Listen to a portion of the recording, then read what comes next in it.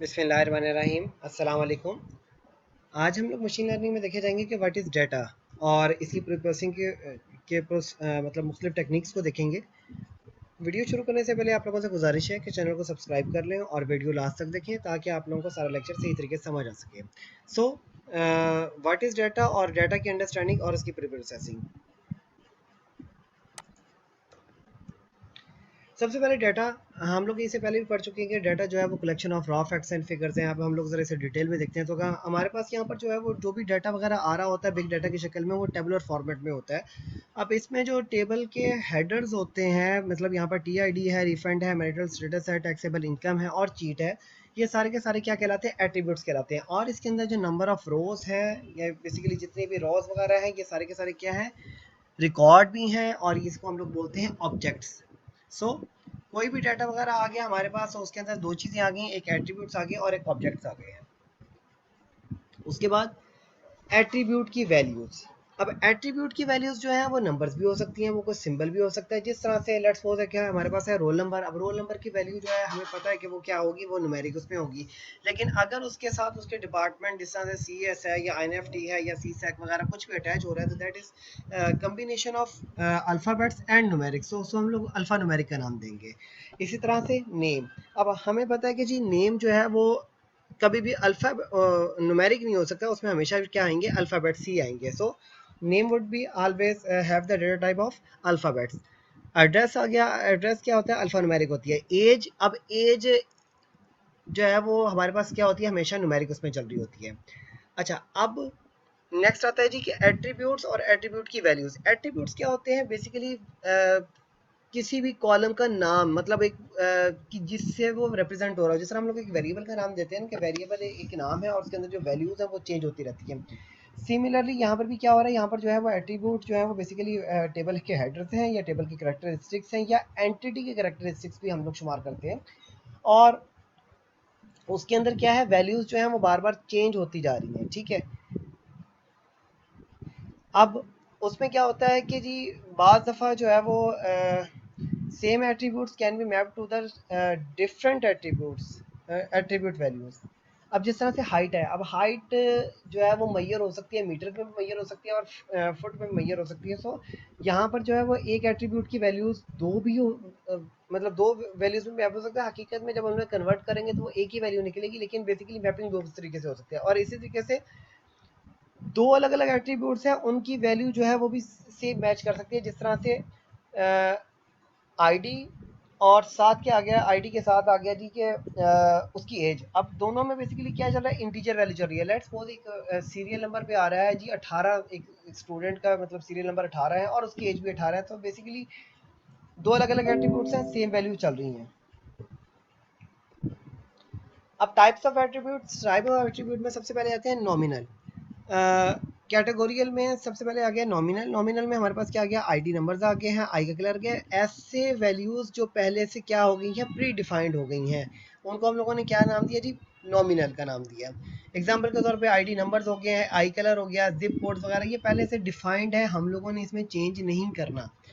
उसके बाद ordinal. Ordinal क्या होता है? एक रैंकिंग चल रही होती है, पहले से प्री डिफाइंड होती है, लेकिन ये रैंकिंग की शक्ल में होता है। जिस तरह से हाइट है, अब ये तो नहीं होता कि जी हाइट जो है वो हम अपनी मर्जी से डिफाइन कर रहे हैं, नहीं, वो एक स्पेसिफिक वो इंच या वो मीटर्स वगैरह वो पहले से डिफाइंड है या फुट पहले से डिफाइंड है और हम लोग उनमें तरतीब लेके चल रहे हैं। जैसे ग्रेड्स है पाकिस्तान में, अब ग्रेडिंग क्या हो रही है?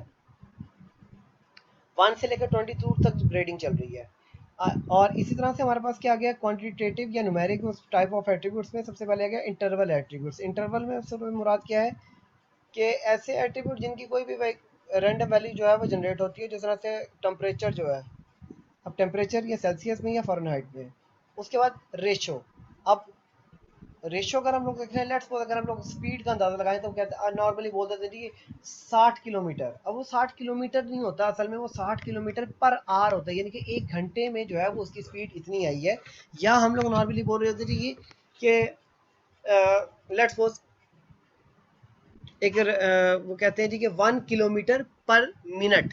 इस तरह भी हम लोग डिफाइन कर देते हैं, मतलब रेशियोज की फॉर्मेट में जो है वो डिफाइन कर रहे हो तो उसे हम लोग मतलब क्या कह रहे थे? रेशियो टाइप, मतलब रेशियो होती है मतलब एट्रीब्यूट की टाइप। अच्छा, उसके बाद डिस्क्रीट एंड कंटिन्यूस एट्रीब्यूट्स। अब डिस्क्रीट से मुराद क्या होता है? डिस्क्रीट से मुराद ये होता है कि जी पहले से प्री डिफाइंड वैल्यूज मतलब मौजूद है और हम लोगों ने क्या करना है, हम लोगों ने उनमें से कोई एक सिलेक्शन करने जानी है। जिस तरह से जिप कोड हो गया, काउंट्स हो गए, ये सारे के सारे क्या हो गए हैं, वैल्यू मौजूद है। मतलब कोई भी एक रैंडम मतलब कोई भी हम लोगों ने एक रैंडम वैल्यू जो है वो करनी है पहले से डिफाइंड उसमें से।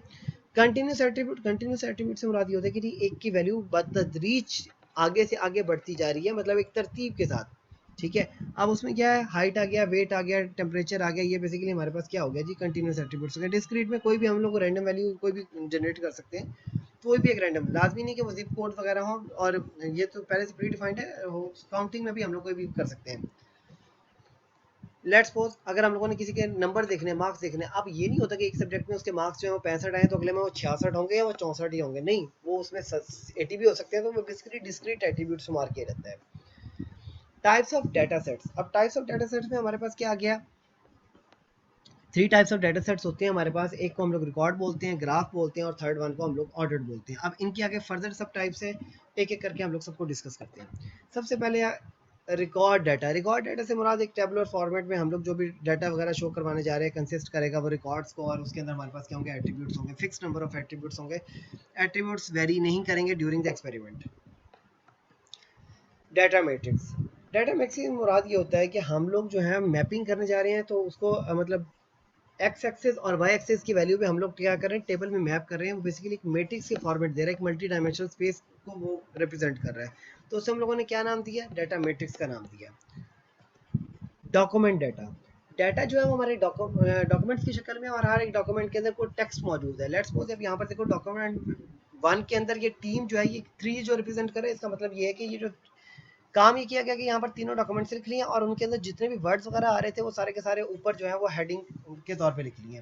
अब उनके जो इंटरसेक्शन में अब काम ये हो रहा है कि वो वर्ड जितनी दफ़ा उस डॉक्यूमेंट में आया उतनी दफ़ा वो क्या लिखा गया, मतलब वो आगे उनकी नंबरिंग लिखी गई है। जिस तरह से यहाँ पर लिखो, देखा आप लोग के टीम, और अगर डॉक्यूमेंट 1 की टीम जो है वो डॉक्यूमेंट 1 में कितनी दफ़ा आया, 3 टाइम्स आया। डॉक्यूमेंट 2 में वो बेसिकली 0 टाइम्स अकर हुआ है, और डॉक्यूमेंट 3 में वो 0 टाइम्स अकर हुआ है। कोच, अब कोच डॉक्यूमेंट 1 में 0 टाइम्स आया, डॉक्यूमेंट 2 में 7 टाइम्स आया, और डॉक्यूमेंट 3 में वो क्या है, 1 टाइम आया। प्ले डॉक्यूमेंट 1 में वो 5 टाइम्स आया है, डॉक्यूमेंट 2 में 0 टाइम्स आया, और डॉक्यूमेंट 3 में वो 0 टाइम्स आया, सो एंड सो ऑन। तो इसको हम लोग क्या कहेंगे, डॉक्यूमेंट टाइप डाटा है।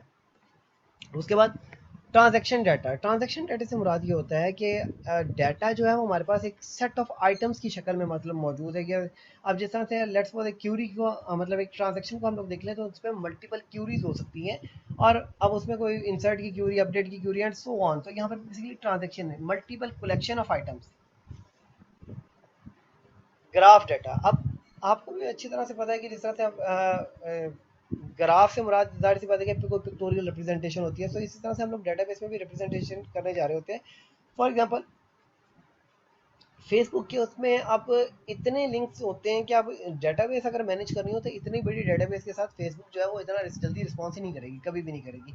सो उसके लिए क्या हम क्या करते हैं, उसके लिए ये होता है कि ग्राफ की शक्ल में जो है वो डेटाबेस सेव की जाती है। मतलब एक जो नोड है वो कितने लोगों से लिंक्ड है, अब एक जो है वो पोस्ट जो है वो कितने लोगों से एसोसिएटेड है, कितने कितने लोगों ने लाइक्स कर लिया है, सो ऑन। अब ये सारा का सारा किस में हो रहा होता है, ग्राफ डाटा की शक्ल में हो रहा होता है, ग्राफ की शक्ल में हमारे पास डाटा मौजूद होता है। Chemical data. जिस तरह से लेट्स सपोज यहाँ पर बेंजीन मॉलिक्यूल है C6H6, और ये बेसिकली मॉलिक्यूलर स्ट्रक्चर दिया हुआ है, तो इसकी बेस के ऊपर अगर हमारे पास डाटा अवेलेबल है और उसके ऊपर हम लोगों ने एनालिसिस करना है, तो उसको हम लोग क्या नाम देंगे, उसको हम लोग केमिकल डाटा का नाम देंगे। Order data.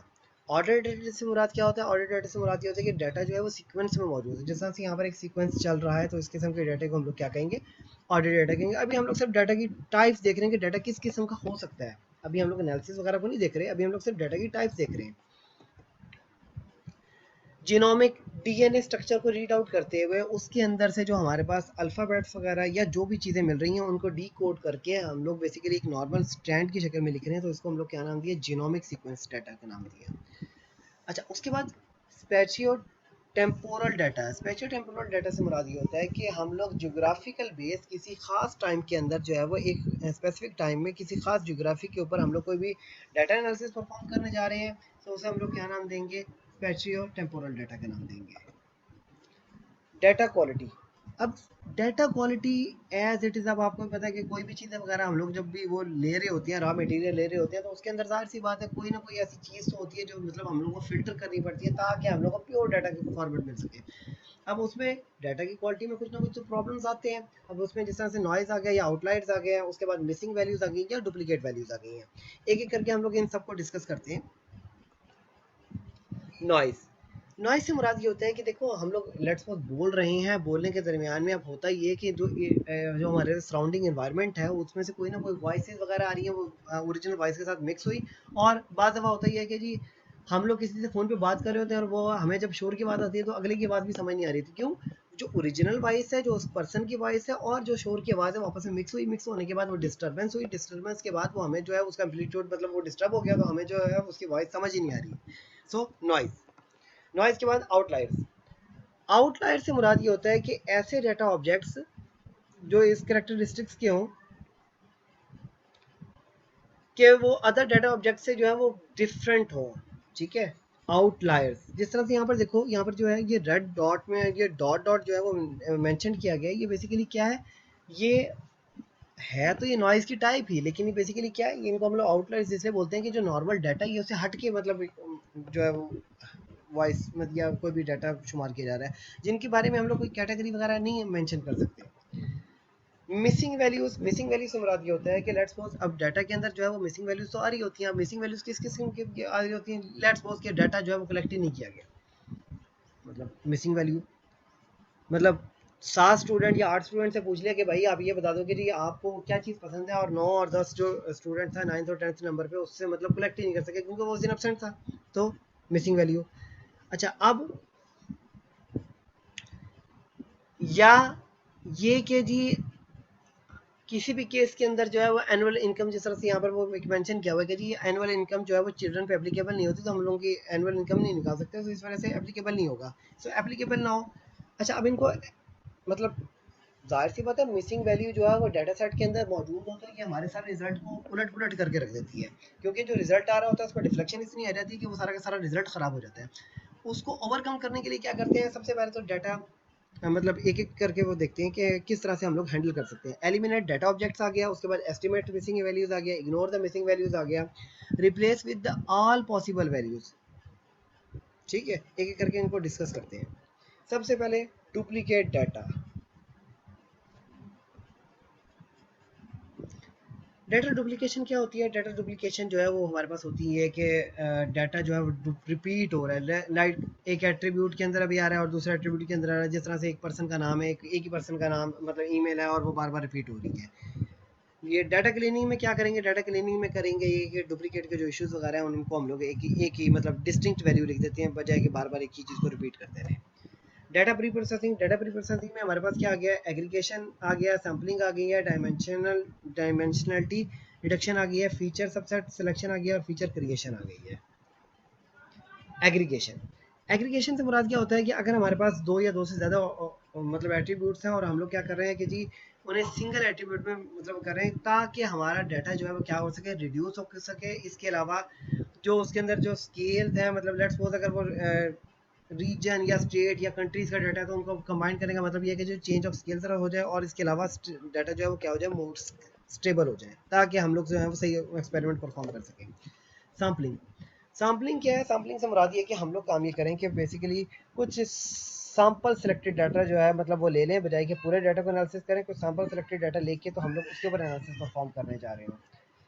स्टैटिस्टिकल सैम्पलिंग जो है वो क्यों परफॉर्म करते हैं? क्योंकि जो इंटायर डाटा होता है उसके ऊपर जो मतलब कोई भी काम या ऑपरेशन होता है वो बहुत ज़्यादा एक्सपेंसिव होता है, इसलिए हम लोग जो है वो सैम्पलिंग वगैरह कलेक्ट करने जा रहे हैं। अब types of sampling, types of sampling में सबसे पहले सिंपल रैंडम सैम्पलिंग है, कोई भी एक रैंडमली हम लोगों ने जो है वो सैंपल इकट्ठा कर लिया। उसके बाद sampling without replacement, as each item is selected it is remove from the population. जैसे ही हम लोग कोई भी आइटम जो है वो क्या करेंगे, सिलेक्ट करेंगे, वो पॉपुलेशन में क्या करते जाएंगे, रिमूव करते जाएंगे। अच्छा, सैम्पलिंग विद रिप्लेसमेंट, अब ये रिप्लेसमेंट से मुराद क्या है कि objects are not removed from the population, अब वो पॉपुलेशन में भी रहेंगे और हम लोग सैंपल पे भी ऐसे रख लेंगे। Stratified sampling, split the data into several partitions then draw random samples from each partition। मतलब ये कि हम लोग क्या करेंगे, हर एक जो मतलब पूरा का पूरा पॉपुलेशन है उसमें से क्लस्टर बनाने के, क्लस्टर बनाने के बाद उसमें से फिर हम लोग जो है वो रैंडमली क्या कर लेंगे, हर एक पोर्शन में से सैंपल कलेक्ट कर लेंगे। सैंपल साइज लेट्स सपोज अब यहाँ पर देखेंगे जी 8000 पॉइंट्स हैं, उसमें से जो है वो 2000 पॉइंट निकाले, फिर उसमें से जो है फर्दर हम लोगों ने क्या किया, मजीद सैम्पलिंग करते हुए 500 पॉइंट्स निकाल लिए, जिसके ऊपर हम लोगों ने कोई एक्सपेरिमेंट परफॉर्म करना है।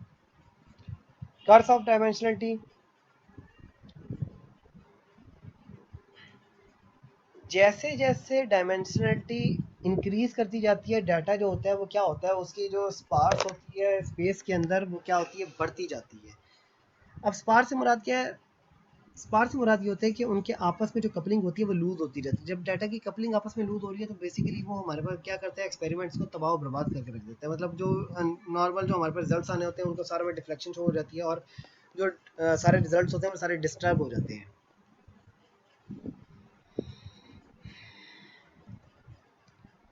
डायमेंशनलिटी रिडक्शन, अब डायमेंशनलिटी रिडक्शन क्यों करना ही चाहिए या क्यों करते हैं हम लोग, अभी हम लोगों ने पढ़ा था डायमेंशनलिटी। अब वो जो उसका कर्स होता है उसको एक तो अवॉइड करने के लिए, अवॉइड करने के बाद डाटा को मजीद विजुलाइज करने के लिए, और उसके अंदर से इररिलेवेंट फीचर्स क्या करने के लिए, रिमूव करने के लिए। अब इसके दो टेक्निक्स हैं, एक है प्रिंसिपल कंपोनेंट एनालिसिस है और एक है सिंगुलर, सेकंड वन है सिंगुलर वैल्यू डिकम्पोजिशन है। इसको हम लोग ना अभी आगे फर्दर लेक्चर्स जो होंगे उनमें डिस्कस करेंगे, क्योंकि अभी यहाँ पर ना सिर्फ इंट्रोडक्शन है व्हाट इज डाटा। तो एक बर्ड आई व्यू दिया रहा है आप लोगों को कि आप लोग जो है मतलब आइडेंटिफाई कर सको कि डाटा क्या है और उनके ऊपर हम लोग क्या क्या टेक्निक्स अप्लाई करेंगे। उसके बाद डायमेंशनलिटी रिडक्शन है पीसीए, ये हमारे पास एक किस्म का ग्राफ दिया हुआ यहाँ पर। फीचर सबसेट सिलेक्शन आ गया। फीचर सबसेट सिलेक्शन में हमारे पास क्या आ गया कि हम लोग इसके अंदर भी क्या कर रहे थे, डायमेंशनलिटी को रिड्यूस करने जा रहे होते हैं। रिडंडेंट जो फीचर्स होते हैं, मतलब जो डुप्लीकेट फीचर्स होते हैं,